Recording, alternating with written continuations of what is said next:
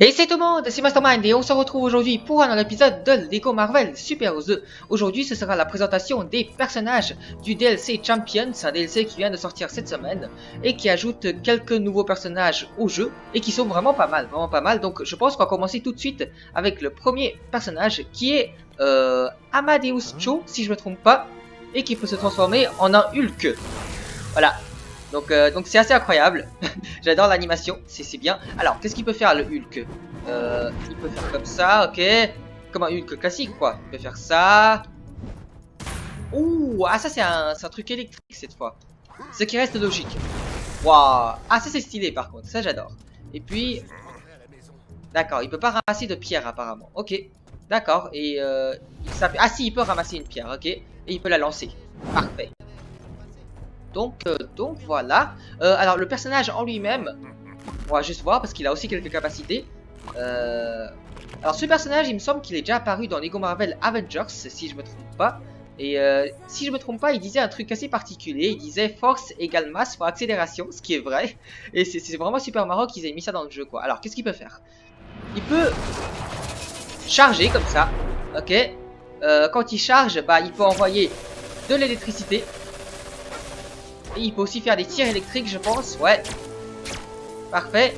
Et puis quand il est déchargé, comment on fait pour le décharger par contre? Je sais pas du tout comment faire. Parce que là, il n'y a pas un générateur là. Mais quand il est déchargé, je crois qu'il peut lancer son sort de truc là.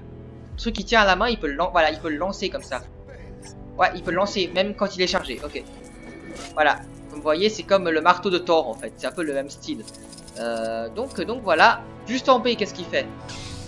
Il a un sort de bouclier comme ça, qui lui permet d'avancer. On dirait une déesse, ce qu'il tient dans la main là. C'est très bizarre. Voilà. Et puis je crois que c'est tout, hein. Son slam, oui. Ah ça c'est absolument incroyable, hein, ce slam. Vraiment j'adore. Alors, le prochain personnage est, je crois, ce chien là.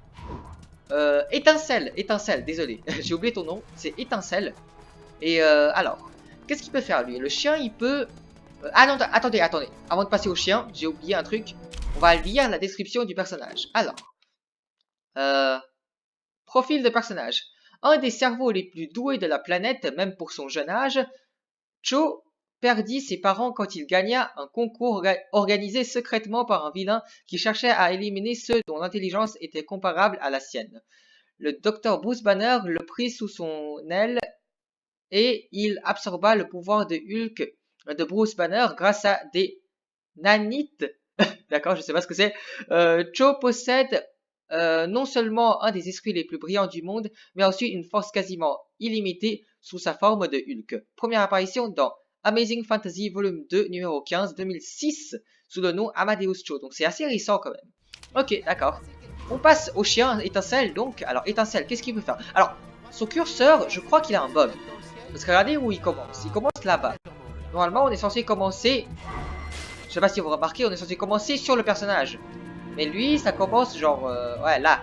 Donc c'est pas très... Et la caméra bug aussi d'ailleurs, un petit peu. Ouais, non, là ça va encore. Mais parfois ça... Ouais, vous voyez? C'est pas très logique tout ça. Hein. Ouais, bon, c'est pas grave. Donc voilà, ça bug un peu. J'espère qu'ils vont régler ça. Donc en X, il attaque comme ça, ok. En B, il peut se téléporter comme ça, ce qui est assez sympa. Et quand on garde B appuyé, bah y a rien. Il peut voler, bizarrement. Un chien qui vole, d'accord, pourquoi pas. Et son slam, c'est quelque chose de ce type. Voilà, ok. Donc voilà, le design, ouais, bof quoi, hein, je veux dire c'est un bon design. Il a une animation dans laquelle il rattrape un bouclier, on va attendre un petit peu, juste pour voir. Je sais pas si on pourrait attendre une animation. Allez. Peut-être, on sait jamais. Voilà, parfait. Ouais. Cette animation-là, elle est pas mal. Elle est pas mal. Ok, donc on va tout de suite voir la description. Ouh, ah c'est court ça. Étincelle est un synthézoïde créé par Vision hein, et basé sur un terrier écossais. Ce chien doté de super pouvoirs devait servir d'animal de compagnie pour la famille et réunir la maisonnée désaccordée de Vision. Ok. Dans Vision volume 2 numéro 6 2016 sous le nom Étincelle. Ah c'est très récent ça, hein, 2016, waouh. Ok. On passe au prochain personnage qui est Hawkeye Kate Bishop. D'accord. Je sais pas trop de quoi il s'agit. Alors, hop, tire des flèches bien sûr parce que c'est Hawkeye. Voilà. Bizarrement, ok, on peut viser bien sûr. Pas d'attaque en B. En B appuyé, il peut faire ça. Ok, ce qui est assez bien. Ce qui est assez bien.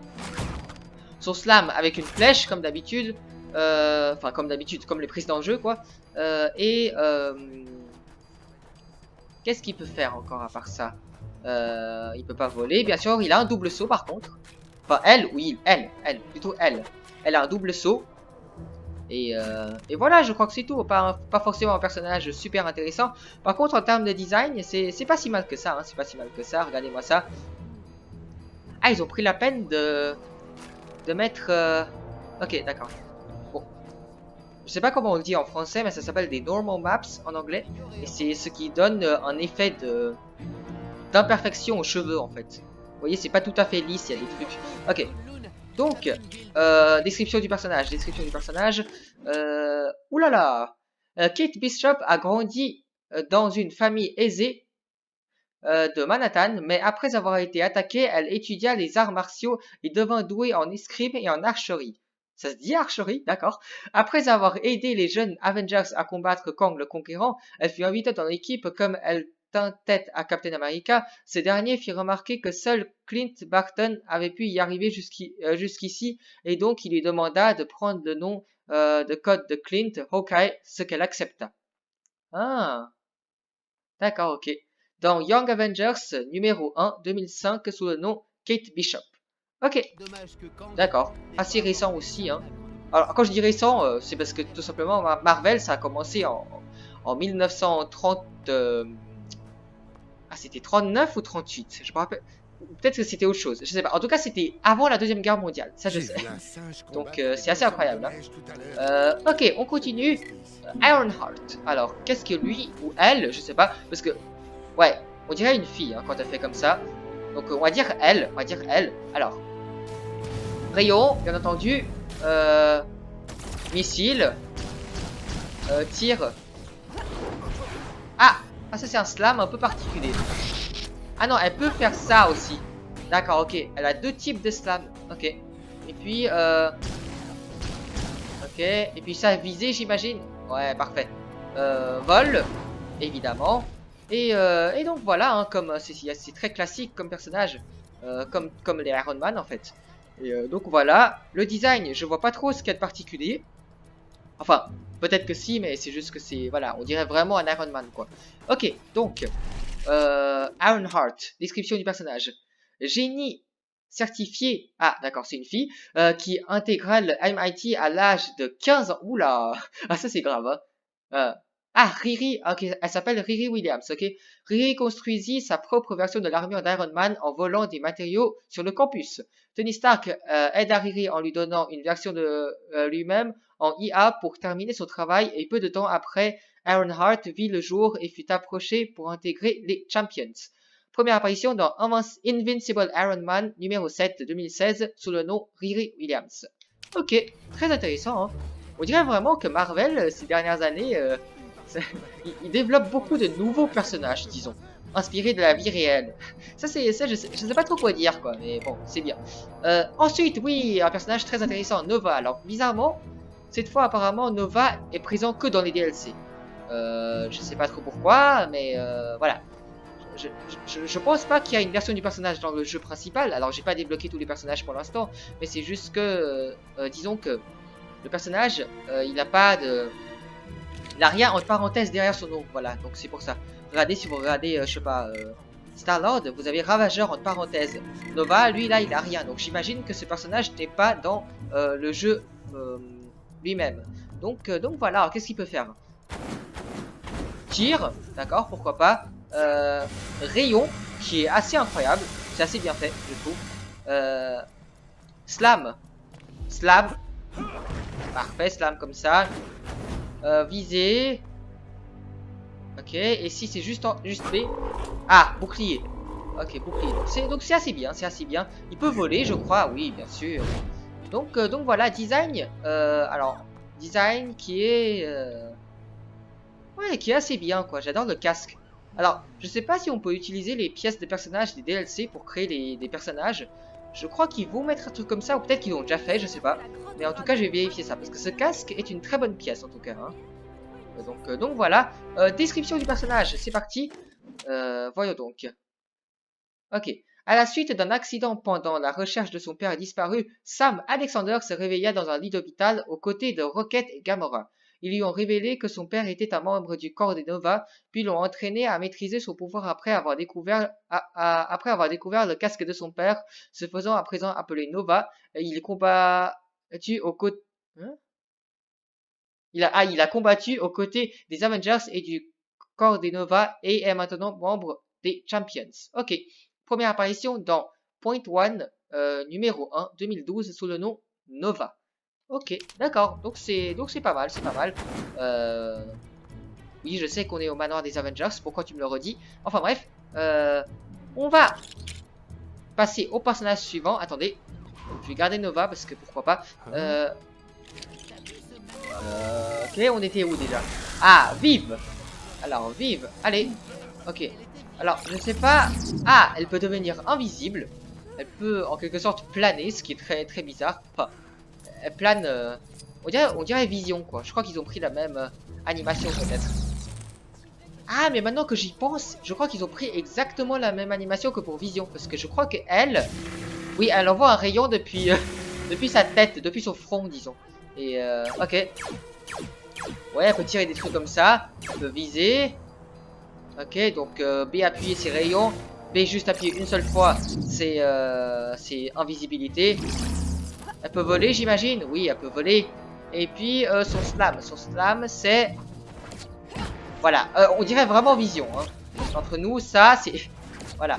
Peut-être qu'ils sont de la même famille, en fait, hein, on sait jamais. Enfin, de la même famille. Du même comics, on va dire. Encore une fois, je m'y connais rien, donc... je m'y connais pas du tout, plutôt. Alors. Ok, donc design qui est assez particulier aussi. Alors. Ah, voilà. Créé par Vision. Vive est un synthézoïde créé par Vision, tout comme son frère Vin, et sa mère Virginia. Quand Vision tentait de s'humaniser, Vive est programmée pour agir comme une adolescente de 16 ans et ses pouvoirs sont de nature similaire à ceux des autres Visions. Vive finit... Ah, des autres visions. Ah, il y a plusieurs visions. Ok. Vive finit par rejoindre le groupe de super-héros connus sous le nom des Champions. Première apparition dans Vision numéro 1, 2016, sous le nom Vive. Ok. D'accord. Non, parce que je sais pas, parce que moi je connais encore Marvel. Je connais un peu des films, le MCU, je connais encore un petit peu. Mais alors les comics, rien du tout, hein, rien du tout. donc voilà, du coup parfois je mélange les deux. Parce que je connais pas du tout l'autre, donc voilà, je m'excuse. Ensuite, nous avons la guêpe. Il y a pas mal de personnages quand même, hein, il y en a combien? On va compter ça après. La guêpe Nadia Pym, ou Pym, je sais pas. Pym, je crois, ouais, ok. Parce que je sais qu'en allemand, ils prononcent le Y comme un U, pour quelconque raison, je sais pas. Et voilà. Ok, viser comme ça. Tir. Explosion, ouais, ok, d'accord. Et rétrécir, ok. Slam. Ok, très stylé. Et vol. Voilà. Parfait. Alors j'adore le design. J'adore le design du personnage. Je trouve que c'est... Waouh. C'est vraiment bien, quoi. Alors, on va voir la description du personnage maintenant. Ouh là là, c'est long ça aussi. Fille de Hank Pym, mais séparée de lui enfant, elle a été élevée dans la chambre rouge à Moscou. Ah d'accord. Formée pour devenir un de ses agents. Tout comme Black Widow. Après avoir appris qui était son célèbre père, elle s'enfuit en se servant d'une version volée de son sérum de rapétissement et revint chez elle. Elle utilisa des morceaux des anciens costumes de Hank pour s'en fabriquer un nouveau. Devant la nouvelle guêpe, prouva sa valeur aux Avengers et intégra leur équipe. D'accord, ok. Première apparition dans Free Comic Book Day, volume... Ils ont pas oublié un nombre. Ah, volume 2016 peut-être. Avengers. 2016 sous le nom Nadia Pym. Ok, d'accord. Parfait. Ok. Encore une fois, un personnage qui est assez intéressant. Ah, alors ça... Ça, alors, je sais pas ce que c'est. Regardez-moi ça. C'est quoi ce personnage? D'accord. Regardez-moi, le truc c'est qu'elle a de bonnes attaques, quoi. C'est ça le pire, c'est qu'elle a de bonnes attaques, bizarrement. Elle peut faire des trucs comme ça. Elle a un sorte de truc électrique. Ok, ce qui est vraiment très intéressant. Ok. Ouais, elle a de bonnes attaques, c'est ça le truc. C'est vraiment très intéressant. Elle peut tirer des trucs, bizarrement, je sais pas ce que c'est. Est-ce que j'ai encore des trucs que j'ai pas cassés? Non, j'ai tout cassé, zut. Je sais pas ce qu'elle fait, attendez. Ah, là. Ah non, c'est... ok. C'est... ouais, c'est un élan, parce que d'habitude, quand c'est comme ça, c'est que c'est un élan. Voilà, ok, d'accord. Elle peut foncer... d'accord. Elle peut voler avec son sort de truc, là. Je sais pas pourquoi ça existe, quoi. Genre, vraiment. Ah, c'est qui ce personnage? Ah, j'ai vraiment envie de découvrir. Bah, alors, en tout cas, le design, très particulier. Hein. Ok, on va lire la description tout de suite. Alors, jeune fille de descendance inhumaine et dotée d'une forte intelligence, Lunella a développé un appareil pour découvrir la technologie CRI. Grâce à ce gadget, elle a trouvé un projecteur omni-ondes caché sous le pont de Brooklyn. Ce dispositif fut accidentellement mis en marche et un portail s'ouvrit vers la Terre. Ils ont combien de terres dans Marvel? C'est pas possible. 78 411. Eh ben dis donc, c'est un sacré nombre. Devil Dinosaur en émergea et il développa un lien avec Lunella. Ok, première apparition dans Moon Girl and Devil Dinosaur numéro 1 2016 sous le nom Lunella Lafayette. Lafayette, ok d'accord, Lafayette. Ok, quel nom classique. Ok, et en parlant de Devil Dinosaur, regardez qui est le dernier personnage. Waouh. Alors, un truc que je comprends vraiment pas. Ils ont réussi à mettre Think Fang Foom. Ils ont mis Devil Dinosaur comme DLC. Pourquoi est-ce qu'ils n'ont pas été foutus de mettre Carnum Maximum? Je comprends pas. Je comprends vraiment pas. Donc, Devil Dinosaur, il peut attaquer comme ça. Comme un T-Rex classique. Waouh, c'est stylé ça. Tout de suite attaque là. Quand on garde X appuyé, il fait rien du tout, d'accord. Quand on appuie sur B, il fait rien. Quand on appuie sur B, quand on garde B appuyé, attention. Voilà, il fait il crie quoi. Ok, d'accord. C'est assez incroyable. Quand on le met contre un mur, bah, on voit pas la moitié de sa tête, ce qui est très pas logique, mais c'est pas grave. Ouais, très bonnes attaques. Son slam au sol, il est bien. Voilà, il se roule par terre comme ça. Et son cri, ouais, encore une fois, si vous voulez. Ok, c'est pas mal. Donc, enfin, c'est très bien même. J'adore qu'ils ont mis des personnages comme ça dans les DLC. Ok, donc voilà. Concernant le design, bah, des yeux jaunes avec une grande gueule et des sortes d'écailles. Ils ont changé de design depuis la dernière fois dans Lego Marvel Avengers. Ils ont pris un design différent, une tête différente, on va dire. Donc voilà, très intéressant comme personnage. Il peut s'asseoir aussi. Très mignon aussi. Enfin, je sais pas si mignon c'est vraiment le mot. Mais voilà. Ok, on va lire la description. Oulala, oulala. Ok. Appartenant à la réalité primitive de la Terre connue sous le nom de Terre, ok. 78 411. Devil Dinosaur a été attaqué par une tribu nommée le Peuple Tueur qui maniait le feu comme une arme. Heureusement, Moon Boy arriva et participa au sauvetage de Devil Dinosaur avant que la tribu n'arrive à le vaincre. Des mutations inattendues apparurent chez lui suite à son exposition au feu du Peuple Tueur. Sa peau devint rouge et ses pouvoirs naturels se développèrent encore plus. Première apparition dans Devil Dinosaur. Ah, d'accord, il a son propre comics. Numéro 1, 1978. Ah, ça c'est vieux, ça par contre. Sous le nom Devil Dinosaur. Donc, ouais, c'est très intéressant comme personnage. Hein. Alors, ce DLC, probablement, c'est le meilleur DLC jusqu'à pour l'instant. Voilà. C'est le meilleur DLC pour l'instant. En tout cas, c'est mon opinion. En tout cas. Alors, je sais pas pour vous, est-ce que c'est vraiment le meilleur DLC, mais en tout cas, pour moi, c'est vraiment le meilleur DLC pour l'instant. on attend tous le DLC Infinity War, parce que voilà, hein, parce que je crois que Thanos n'est pas présent dans ce jeu pour l'instant. Donc on va voir qu'est-ce qu'ils vont faire avec Thanos. Espérons qu'on pourra jouer avec son gant d'infinité, parce que sinon je vais me plaindre, hein, sinon je vais me plaindre. Donc voilà. Donc mes deux personnages préférés dans ce jeu, c'est probablement Nova et Devil Dinosaur, on va dire. Lequel est-ce que c'est vraiment mon vrai préféré? Je saurais pas trop le dire. Et en tout cas, les deux sont excellents. Qu'est-ce qu'il fait là? D'accord, il se roule par terre carrément, ok.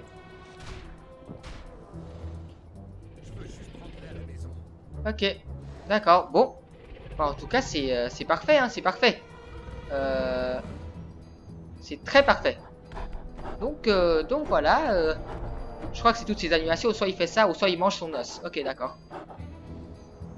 Donc voilà, ce sera tout pour cette vidéo. En attendant, je vous dis à la prochaine vidéo dans laquelle on va continuer le mode libre, probablement, ou le mode histoire, parce que j'ai pas encore posté tous les épisodes du mode histoire, même si j'ai déjà terminé depuis longtemps. En attendant, je vous dis justement à la prochaine vidéo. Allez, ciao tout le monde.